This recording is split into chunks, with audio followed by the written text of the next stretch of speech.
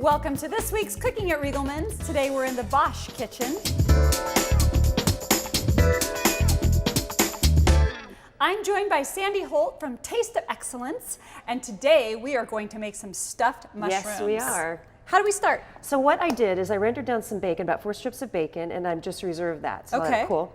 And also what I did is I took the stems out of these mushroom caps, and I'm just going to leave these here. Okay. I chopped up the mushroom caps, and I've reserved some of my bacon fat, and so I'm just going to saute these in this bacon fat real quick. I was wondering what smelled so good. Yeah. Okay, so now that these are cooked a little bit, what I'm going to do is I'm going to add 4 ounces of cream cheese and just let that kind of melt into there. Okay, once the cheese starts to melt down like this, I'm going to add my bacon back in. And then I'm also going to add just a little bit of green onion Okay. and stir that all up. And then I'm going to turn my burner off because I want this to cool down a little bit before I handle it again. All right, so now that this has cooled a little bit, what I'm going to do is I'm just going to take a little bit of the stuffing and put it in each of the mushroom caps.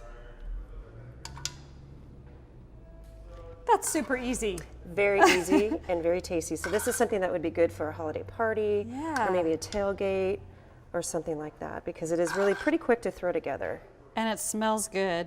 and it tastes good too. We're cooking in one of the live kitchens, the Bosch live kitchen at Riegelmann's, and we've got lots of people that are walking by smelling. I'm sure they want to come taste. So we're going to pop those in the oven and check them in just about 20 minutes. Okay, I think they're ready. They smell so good. Cooked in our Bosch oven. They look good. We're gonna take some outside and let somebody try them. We'll be right back. Would you guys like to try a stuffed mushroom we just made? Let us know what you think. There you go.